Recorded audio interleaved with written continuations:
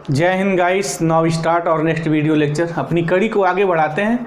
इस कड़ी में हम एक बहुत इंपॉर्टेंट टॉपिक पिकअप करने जा रहे हैं, जैसे सीक्वेंस है, लिमिट, कंटिन्यूटी, डिफरेंशियबिलिटी। ये बहुत ही इंपॉर्टेंट टॉपिक है। ऐसा कोई भी कॉम्पिटिशन्स मैथमेटिक्स का नेशनल लेवल्स का नहीं है, चाहे वो CSIR का हो, गेट का हो, IIT JAM का हो। हमेशा सीक्वेंस से ऑलरेडी ज़बरदस्त क्वेश्चन बनते ही रहे हैं और देश स्तर पे ऐसी कोई यूनिवर्सिटी नहीं है जिसके ग्रेजुएशन लेवल में हमारे सीक्वेंस का चैप्टर ना हो। बड़े स्ट्रांग चैप्टर हैं। तो बिना टाइम गंवाए हम सीक्वेंस स्टार्ट करते हैं। सीक्वेंस क्या है, कंसेप्ट क्या है, इसकी सारी बातों को करेंगे। और कॉम्पिटिशन्स में जो क्वेश्चंस आते हैं सीक्वेंस में किस तरीके से क्वेश्चन आते हैं उस रिजल्ट्स को भी हम पूरा ध्यान में रखेंगे, पूरी कायदे से उसकी एनालिसिस करेंगे। तो now let us start here. तो अब हम सीक्वेंस शुरू करने जा रहे हैं। सीक्वेंस क्या है, व्हाट इज़ द सीक्वेंस। अच्छा, सीक्वेंस की जो हिंदी होती है ना, अनुक्रम होती है।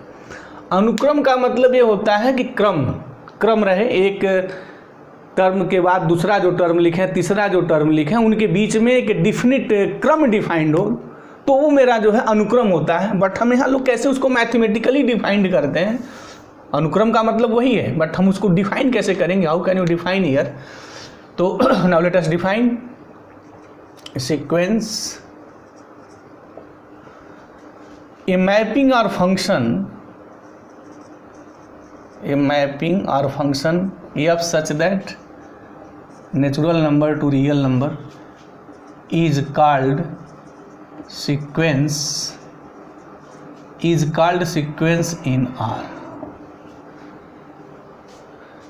इसकी मीनिंग हमारी क्या हो गई कि कोई भी फंक्शन जिसका डोमेन नेचुरल नंबर है और रेंज क्या मिलेगा, जो कुछ लिखेंगे आप, subset of the real number. कहने की मीनिंग क्या हो गई कि वो फंक्शन और वो मैपिंग जिसका डोमेन हमारा अगर नेचुरल नंबर है तो उसी को हम लोग सीक्वेंस कहते हैं। This is known as the sequence. Sequence का कॉन्सेप्ट यही है, ये function whose domain is set of natural numbers and its range with the subset of the real number is called sequence, right. ये मेरा sequence है। अच्छा, तो इसका हम लोग रिप्रेजेंटेशन कैसे करते हैं, कैसे डिनोट करते हैं। This is denoted by, mathematics की दुनिया में उसका जो रिप्रेजेंटेशन है वो भी बड़ा मायने रखता है। दिस इज डिनोटेड बाय, हम लोग इसको ऐसे भी डिनोट करते हैं, या FN डिनोट करते हैं। दिस ऐसे भी लिखा जाता है ब्रैकेट में, और ऐसे भी हम लोग यूज करते हैं N1 to इन्फिनिटिव। और ये भी, ये नोटेशंस CSIR वाले बड़ा ज़बरदस्त नोट करते हैं। ये मतलब नोटेशन ज़बरदस्त ढंग से लिखते हैं, वो अक्सर देते हैं। ये है, ऐसे भी हम लोग लेते हैं। और दूसरा सिंबल्स जैसे हम लोग UN ले लें, ये ले लें, VN ले लें, ये ले लें। तो these are all the representations of the sequence. अच्छा, एक डिफिनीशन और है, उस डिफिनीशंस को मैं लिख दूं कि ए फंक्शन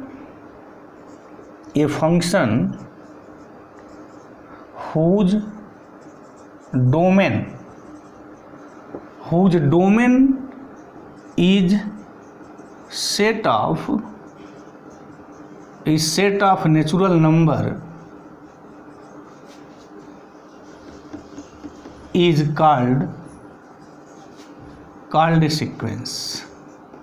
ये भी बात होती है कि वो फंक्शन जिसका डोमेन हमारा सेट ऑफ नेचुरल नंबर है उसको हम लोग सीक्वेंस कहते हैं। अब अगर मुझे एग्जाम्पल्स इसका देना हो तो जैसे FN दिस, अच्छा, रिप्रेजेंटेशन सीक्वेंस का ये होगा, ये मैं लिख दूं N बिलोंग्स टू N, हो गया ये दिस। तो this is the example of the sequence here, N belongs to N। अच्छा, अगर मैं इसको लिखूं यहाँ, कैसे शुरू करेंगे, नेचुरल नंबर है तो 1 से बात शुरू होगी, तो 1 से बात शुरू करिए तो हो गया 1, हो गया 2, हो गया 3, हो गया 4, हो गया 5, हो गया 6, हो गया 7, हो गया एंड ऑट्स 1। अच्छा, इसी को ऐसे भी लिखा जाता है, इस स्मॉल ब्रैकेट में ऐसे भी लिख देते हैं 1 2 3 4 5 6 7 एंड ऑट्स 1, जनरल N लिख दीजिए दिस। तो this is the example of A sequence है ये। क्यों? क्योंकि ये जो फंक्शंस मेरा है फंक्शंस की ईच वैल्यू जो आ रही है हमारी वो नेचुरल नंबर से आ रही है। जैसे 1 लिखे हैं, 2 लिखे हैं, 3 लिखे हैं, 4 लिखे हैं। अच्छा 1.5 तो आप नहीं लिख पाएंगे, रीज़न क्या है? क्योंकि F of N is equal to N आपने लिखा हुआ है, तो इसकी मीनिंग एन जो ये है belongs to the natural number, और 1.5 नेचुरल नंबर में होता नहीं। तो कहने का मतलब क्या है कि इस फंक्शंस का जो डोमेन है ना वो नेचुरल नंबर से आ रहा है। तो अगर किसी भी फंक्शंस का डोमेन नेचुरल नंबर से आएगा तो वो फंक्शंस हमारा सीक्वेंस कहा जाएगा। तो this is the sequence here. अच्छा एक बात और, यहाँ जो हम लोग लिखते हैं this F N is equal to या, this is known as the nth term of sequence. This ये जो एफ एन है ये nth term of the sequence कहा जाता है। अच्छा अगर यही कहने का हमारा एक तरीका है, या हम एफ एन को nth term of the sequence कहते हैं, तो जब n इज इक्वल टू मैं 1 लिखूंगा तो ये जो एफ ऑफ 1 आया ये क्या होगा? First term of the sequence. F of 2 meaning क्या हो गई? Second term of the sequence. F of 3 की मीनिंग क्या हो गई? Third term of the sequence. F of 4 की मीनिंग क्या हो गई? Fourth term of the sequence and that's one. अच्छा अगर मैं ये सिंबल यूज करूंगा तो वहाँ क्या लिखूंगा? ऐसे लिखूंगा u1 u2 u3 and that's one un का मतलब क्या होगा? nth term of the sequence. अच्छा हम जो लिखेंगे यहाँ सीक्वेंस को जनरली जो मैं यहाँ सिंबल प्रिफेयर करूँगा, यूज करूँगा, वो सिंबल्स हम ज़्यादा से ज़्यादा ये यूज करेंगे un का, इस टाइप का सीक्वेंस, दिस un। अच्छा कभी कभी हम ये भी यूज करेंगे, ये हम यूज करेंगे, या जनरली अपने इंटायर लेक्चर के दौरान या तो मैं ये यूज करूँगा या ये सिंबल यूज करूँगा, और इनमें से आप कोई भी यूज कर सकते हैं। These are all the notations of the sequence here. तो this is the example of the sequence. अच्छा बहुत सारे एग्जाम्पल्स लिखे जा सकते हैं। इसकी मीनिंग हो गई कि ना नेचुरल नंबर्स में कोई रिलेशन लिख दीजिए तो आपका सीक्वेंस हो जाएगा। जैसे नेचुरल नंबर में कोई रिलेशंस का मतलब क्या हुआ कि n के टर्म्स में, जैसे मान लीजिए हम ये लिख दें, ये un is equal to this, ये लिख दिया हमने, सॉरी यहाँ तो उस चीज़ को मैं यहाँ लिख दूँ, जैसे ये un मैं लिख दूँ दिस n स्क्वायर, ये हो गया। अच्छा n हमेशा कहाँ से आएगा? नेचुरल नंबर से आएगा। तो definitely this is a sequence here. अब यहाँ u1 u2 u3 u1 लिखेंगे तो क्या आएगा?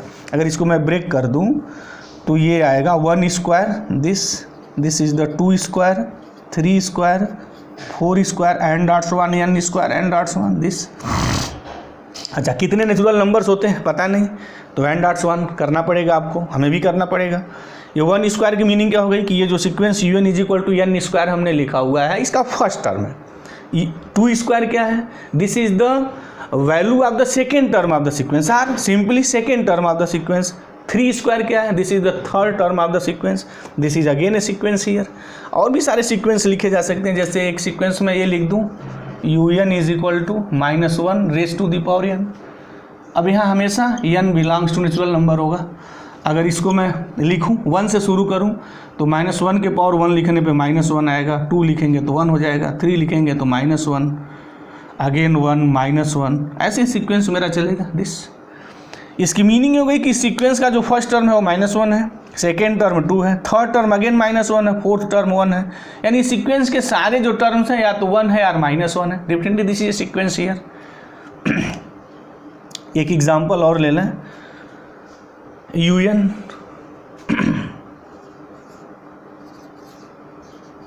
दिस, जैसे हमने यहाँ 4 ले लिया दिस, तो अब यहाँ n तो है नहीं, तो इसकी मीनिंग मेरी क्या होगी? जैसे अगर हम लिखें तो un मीनिंग मेरी हो गई फर्स्ट टर्म। अच्छा यहाँ n का कोई फंक्शन लिखा नहीं गया तो un भी 4 हो गया। अच्छा u2 भी क्या हो गया? 4 हो गया। u3 भी क्या हो गया? ये भी 4 हो गया। मीनिंग क्या हो गई? अगर मैं सीक्वेंस को लिखूं तो कैसे लिखेंगे? u1 4, u2 4, u3 4, 4 and dots 1 this. और ऐसे सीक्वेंस को, वो सीक्वेंस जिसका ईच टर्म एक ही हो उसको हम लोग कांस्टेंट सीक्वेंस कहते हैं। एक डिफिनीशन से यहाँ से क्रिएट हो गई कि such type of the sequence is known as what? Constant sequence. A sequence whose each term is a single number is known as what? Constant sequence. तो this sequence is known as what? Is a constant sequence.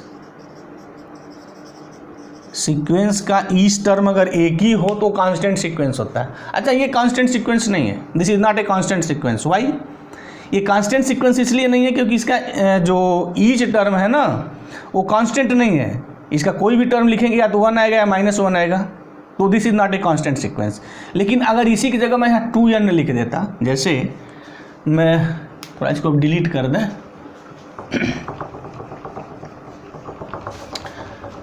Sequence की meaning ये हो गई कि कोई भी function अगर उसका डोमेन नेचुरल नंबर हो गया तो पक्का वो मेरा सीक्वेंस हो जाएगा। This is the definition.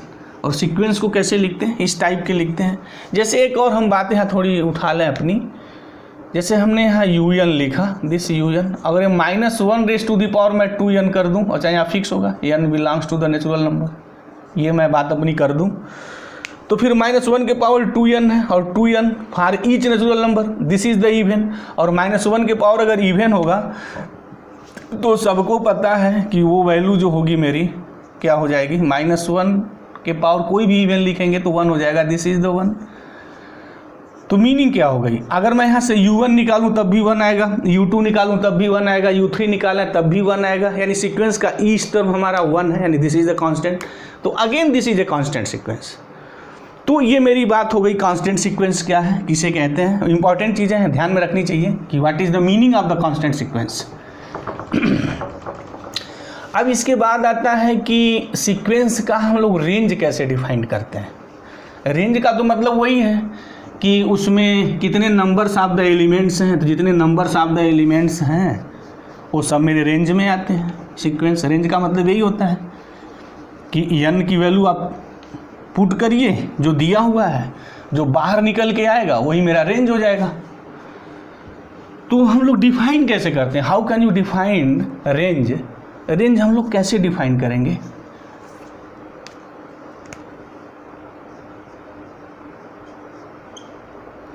How can you define the range? The range of sequence,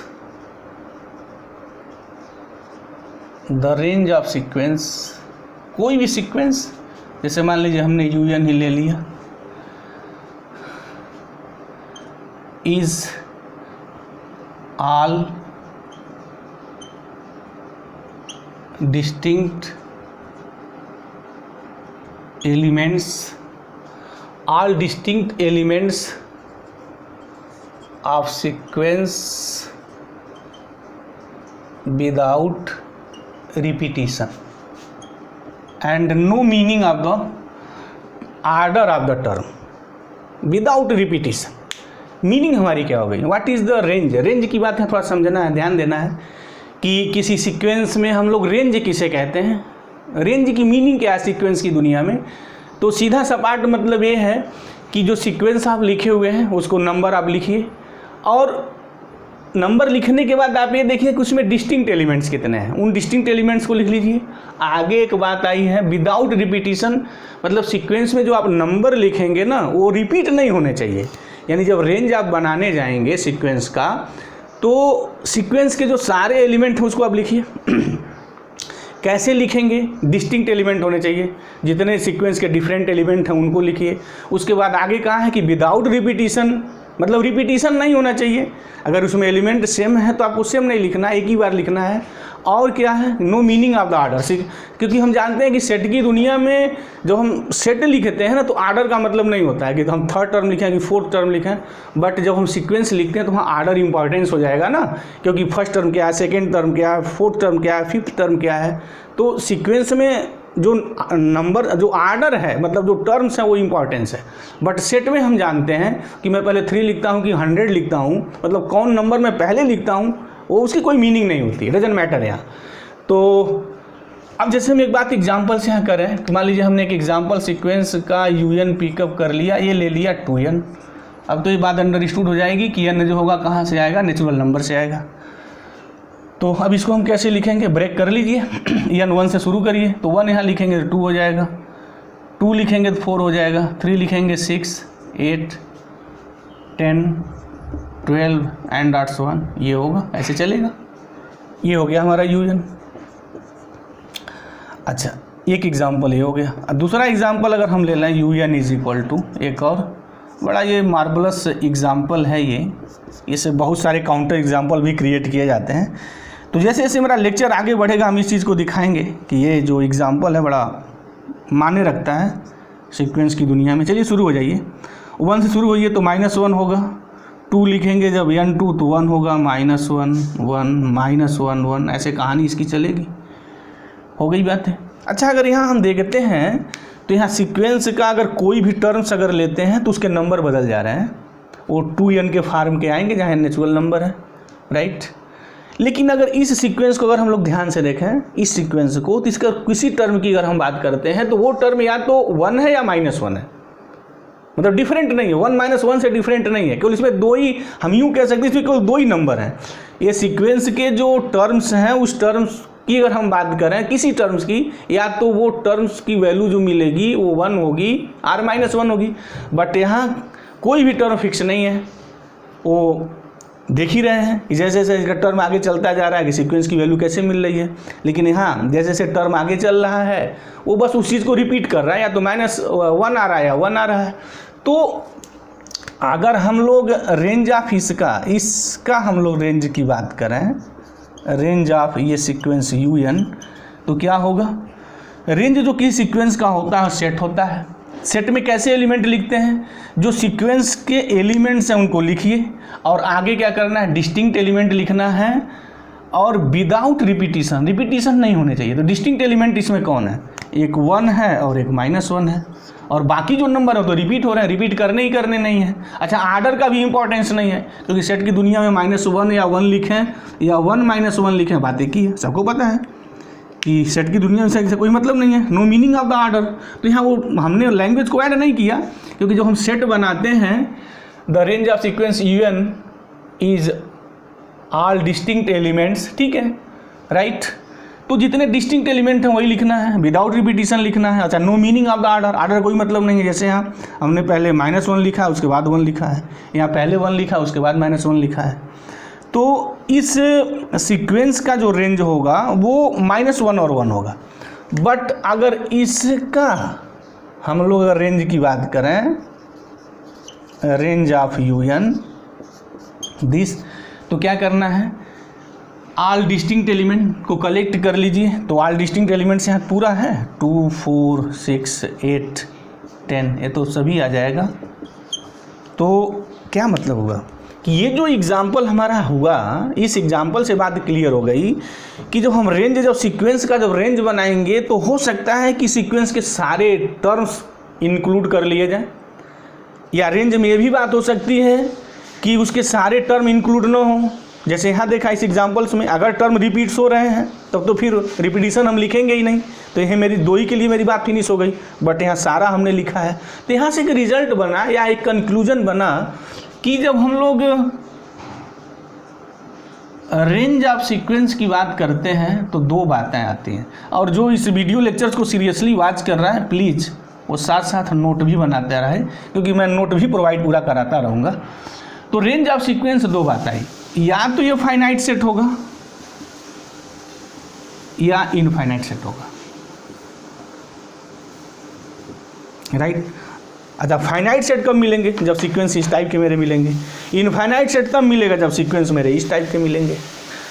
तो रेंज की बात क्लियर हो गई, हमने एग्जांपल्स लिया कि रेंज, किसी सीक्वेंस का हम लोग रेंज कैसे डिफाइंड करते हैं। और एक बात है कि कांस्टेंट सीक्वेंस क्या होता है, कांस्टेंट सीक्वेंस की दुनिया क्या है, हम लोग किसे कांस्टेंट सीक्वेंस कहते हैं।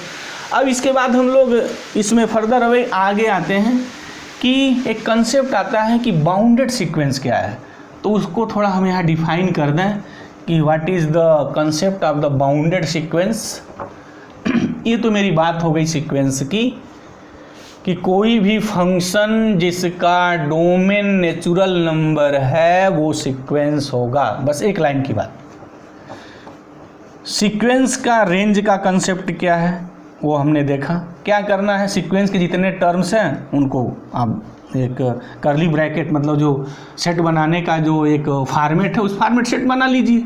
बस ध्यान ये देखिए कि एलिमेंट रिपीट ना हो, एलिमेंट का रिपीटिशन नहीं होना चाहिए, डिस्टिंक्ट एलिमेंट सीक्वेंस के होने चाहिए।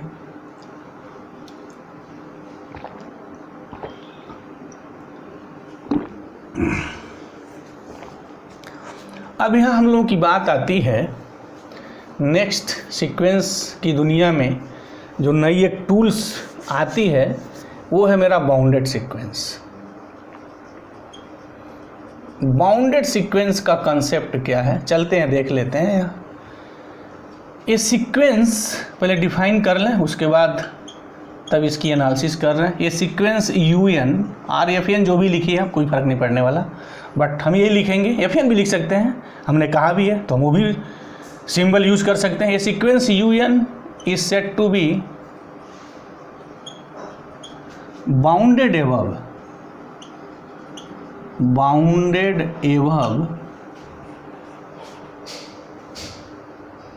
if there exist a number, if there exist a number, कोई नंबर मान लीजिए हम यहाँ k ही ले लें, if there exist a number k such that क्या हो भाई, UN less than or equal to k for all n belongs to n। Bounded sequence की बात मुझे करनी है, तो इस बाउंडेड सीक्वेंस में जो मुझे पहली बात करनी है वो बाउंडेड एबव का कंसेप्ट क्या है, पहले वो बात क्लियर हो जाए। कह रहा है कि ये sequence UN is said to be bounded above, कि सीक्वेंस को हम लोग बाउंडेड एबव कब कहेंगे, तब कहेंगे जब एक ऐसा रियल नंबर, एक ऐसा नंबर एग्जिस्ट के करे such that UN less than or is equal to k for all n belongs to n। For all n belongs to n का मतलब क्या है कि सीक्वेंस के जितने सारे टर्म्स हैं, यानी जितने सारे नंबर्स जो मुझे मिलेंगे वो एक रियल नंबर से छोटे होने चाहिए या इक्वल होने चाहिए। मतलब ये हुआ कि सीक्वेंस के सारे नंबर अगर एक किसी नंबर से छोटे मिल जाएं, अगर ऐसी संभावना मिलती है कि सीक्वेंस की दुनिया में अगर ऐसा सीक्वेंस मिले कि उसके सारे टर्म्स एक गिवन रियल नंबर से छोटे हो जाएं, तब हम कहते हैं कि वो सीक्वेंस जो मेरा है वो बाउंडेड एबव है। मीनिंग बाउंडेड एबव का मतलब ये हो गया कि उसकी एक बाउंड्री आगे बन गई, एक ऐसी बाउंड्री खींच दी गई कि इस बाउंड्री के अंदर ही सीक्वेंस के सारे नंबर हैं। एक बाउंड्री मिल गई ना, ये बाउंड्री खींच दी गई, अब इस बाउंड्री के अंदर ही सीक्वेंस के सारे नंबर हैं, राइट। तो हम लोग उसको बाउंडेड एबव कहते हैं। अगर एक ऐसी बाउंड्री मिल जाए, एक ऐसा नंबर मिल जाए, ये नंबर सीक्वेंस के सारे नंबरों से बड़ा हो या इक्वल भी हो सकता है, इक्वलिटी की बात आ सकती है, तो हम कहेंगे कि वो सीक्वेंस मेरा जो है बाउंडेड एबव है। और उस अवस्था में हम लोग क्या कहते थे, यहाँ सेट का थोड़ा कंसेप्ट आ गया, और के को हम लोग जो है अपर बाउंड कहते थे, and K is known as what, the number K is known as upper bound. अब हमारा यहाँ आता है कि बाउंडेड बिलो आता है। अच्छा, थोड़ा इसका एक एग्जांपल दे दें, थोड़ी बात और क्लियर हो जाएगी। जैसे हम एक एग्जांपल दे दें, अगर मैं यहाँ UN को पिकअप कर लूँ 1/n दिस, इस टाइप का, तो अगर इसकी मैं नंबरिंग करूं, सीक्वेंस की टर्मों की अगर नंबरिंग कर दें, तो n 1 से शुरू होगा, तो ये होगा 1, 1/2, 1/3, 1/4, 1/5 एंड सो ऑन। अब देख ये रहे कि ये सीक्वेंस के जो सारे नंबर्स हैं ना, ये सारे जो नंबर्स हैं 1 है और 1 से लेस हैं। मतलब इस सीक्वेंस का जो सबसे बड़ा नंबर है 1 है। तो हमारे पास एक ऐसा नंबर एग्जिस्ट कर रहा है, जैसे हम 1 से बड़ा कोई नंबर ले लें, मान लीजिए हमने k यहाँ पिकअप कर लिया 1.01, तो जो UN है वो less than or equal to 1.01 मैं लिख सकता हूँ। अच्छा, एक बात है, यहाँ k कोई फिक्स्ड नहीं है, k कोई भी हो सकता है ना, वहाँ कहा गया if there exist a number k, कि क्या एक ऐसा कोई नंबर आपको मिल रहा है, अगर ऐसा नंबर मिल रहा है तब हम उस सीक्वेंस को बाउंडेड एबव कहते हैं। जैसे यहाँ k 1.01 ले लें, कोई k 2 भी ले सकता है, कोई k 3 भी ले सकता है, कोई भी नंबर 1 से बड़ा कोई भी नंबर अगर आप लेते हैं या 1 ही लेते हैं, तो सीक्वेंस के सारे जो नंबर्स होंगे 1 से छोटे हैं और 1 के इक्वल है। हम ये बात यूँ भी लिख सकते हैं कि UN less than or is equal to 1 for all n belongs to n। तो ये जो सीक्वेंस है, this sequence is what, bounded above, ये मेरा बाउंडेड एबव है। This is the example of the sequence of the bounded above. अच्छा, bounded below कब आता है, उसकी क्या बात आती है, सीधी बात हो गई। यहाँ देखिए ये सीक्वेंस वही UN लिख रहे हैं, is said to be bounded below.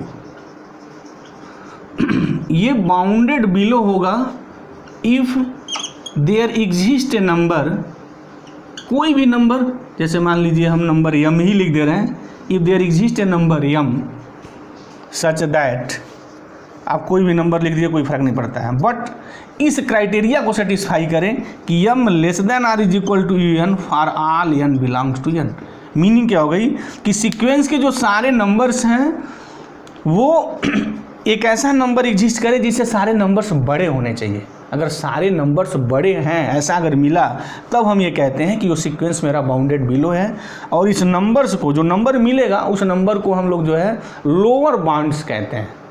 यानी सीक्वेंस अगर बाउंडेड बिलो है तो जो बाउंडेड बिलो जो नंबर आप ले रहे हैं, जैसे हमने m लिया है तो इस m को सीक्वेंस की दुनिया में हम लोग लोअर बाउंड कहते हैं। अब जैसे हम इसी एग्जांपल को अगर पिकअप करें, यहाँ देखें तो अगर मैं एक नंबर यहाँ -1 ले लूँ, -1, तो देखा जाए -1 less than or is equal to un, or un greater than or is equal to -1, एस है।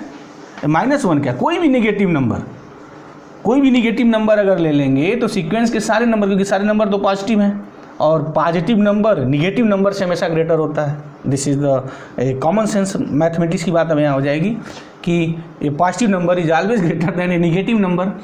तो अगर हम कोई भी नेगेटिव नंबर ले लें तो सीक्वेंस के सारे नंबर उस नेगेटिव नंबर से ग्रेटर होंगे। कोई नेगेटिव नंबर का मतलब क्या है, कुछ भी आप ले लीजिए, -1 -2 जो भी लेना है ले लीजिए, तो सीक्वेंस के सारे नंबर इससे बड़े हैं। हम उससे मतलब है कि there exist, if there exist a number, ऐसा नंबर एग्जिस्ट करता है या नहीं। अगर ऐसा नंबर एग्जिस्ट करता है तब हम कहेंगे कि वो जो मेरा सीक्वेंस है वो बाउंडेड बिलो है। अब अगर ये दोनों बात एग्जिस्ट करती है सीक्वेंस की दुनिया में, अगर ये दोनों बात एग्जिस्ट करती है, मतलब वो बाउंडेड अबव भी हो और बाउंडेड बिलो भी हो, तब हम कहेंगे वो सीक्वेंस मेरा बाउंडेड है। तो मतलब क्या हो गया, सीधा सपाट डिफिनीशन हो गई कि ये sequence un is said to be what, is said to be bounded। अब हम इनको बाउंडेड कहेंगे if m less than or equal to un less than or is equal to k, ऐसा हो जाए for all n belongs to n। यानी sequence के सारे नंबर किन्हीं भी दो नंबरों के बीच में मिल जाए तो उसको हम लोग बाउंडेड सीक्वेंस कहते हैं। जैसे यहाँ हमने देखा कि सीक्वेंस के सारे नंबर्स मैं यूँ लिख सकता हूँ, -1 less than or is equal to un, ये मैं लिख सकता हूँ कि un के जो सीक्वेंस है, सीक्वेंस के जो सारे नंबर हैं -1 और 2 के बीच में है। तो this is the example of a bounded sequence और this is the concept of the bounded sequence. तो बाउंडेड सीक्वेंस का मतलब क्या हुआ हमारा, कि अगर हम कोई सीक्वेंस लिख रहे हैं और सीक्वेंस के सारे नंबर किन्हीं दो रियल नंबर के बीच में मिल जाए तो हम कहेंगे कि वो सीक्वेंस बाउंडेड है। जो अपर वाला पार्ट मिलता है, मीनिंग जो हम दाहिने मिलेगा, राइट हैंड साइड, मतलब ये, तो राइट हैंड साइड मतलब राइट अपर माना जाता है, ऊपर माना जाता है, और लेफ्ट को जनरली लोअर माना जाता है, ये कंसेप्ट है। तो ये जो लेफ्ट हैंड साइड आएगा ये मेरा लोअर बाउंड की बात करेगा, ये अपर बाउंड की बात करेगा। अगर सीक्वेंस में दोनों बाउंड एग्जिस्ट करते हैं, लोअर बाउंड भी एग्जिस्ट करता है, अपर बाउंड भी एग्जिस्ट करता है, तब उस सीक्वेंस को हम लोग बाउंडेड कहते हैं।